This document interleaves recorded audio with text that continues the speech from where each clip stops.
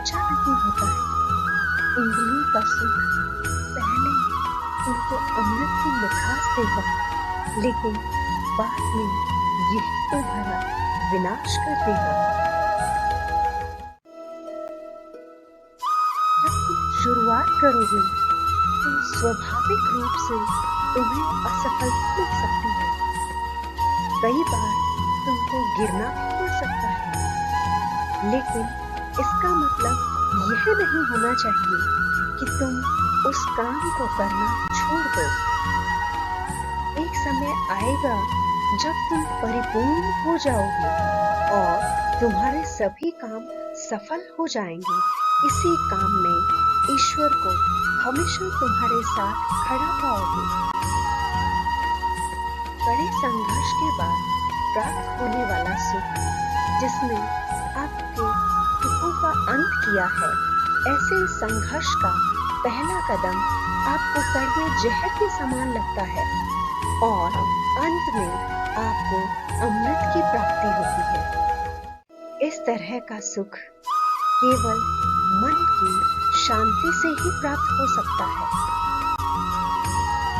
इस धरती पर आने के बाद आपका मुख्य उद्देश्य यहाँ से मुक्त होना है।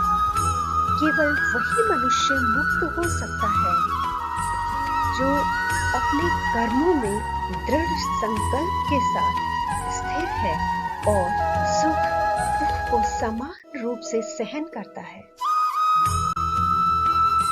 वह मनुष्य जिसने घृणा को त्याग दिया, जो सभी प्राणियों के साथ समान व्यवहार करता है, जो सुख दुख और दर्द पीड़ा से अप्रभावित है, जिसके अंदर करुणा भरी हुई है और मन शांत है, उसने सही मायने में ईश्वर को प्राप्त कर लिया है। इंद्रियों का तो काम ही है भटकना। जब कोई मनुष्य अपना मन उनके पीछे छोड़ देता है तो समझ लीजिए कि उसने छेद वाली नाव में सवारी शुरू कर दी है और जिसका डूबना निश्चित है।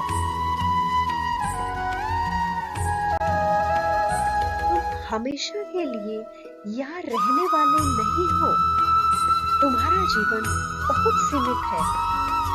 जो मनुष्य यहाँ आता है वह अपनी क्षमता को तलाशने के लिए आगे बढ़ता है, परंतु ये गलत नहीं है अगर तुम निस्वार्थ भाव से अपनी गति करते हो। तुम केवल अपने कर्म पर नियंत्रण कर सकते हो। तुम्हारे कर्म के परिणाम का तुम दावा नहीं कर सकते। हारने का डर, असफलता का भय और कर्मों के साथ भावना जोड़ना सफलता की सबसे बड़ी बाधा है। ये विचार मन को अस्थिर कर आपकी क्षमता को सदा क्षीण करता है।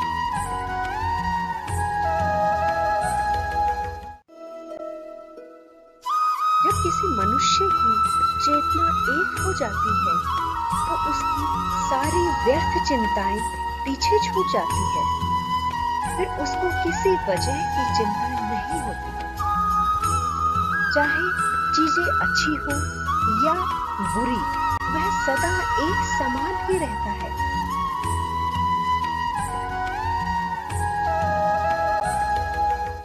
मनुष्य का अपने भूत की घटनाओं पर चिंतित होना व्यर्थ है, क्योंकि ना तो हम अपने भूत को बदल सकते हैं और ना ही अपने भविष्य की कल्पना कर सकते हैं। मनुष्य केवल चिंतित हो सकता है, जो कि पूर्णतः अर्थहीन है।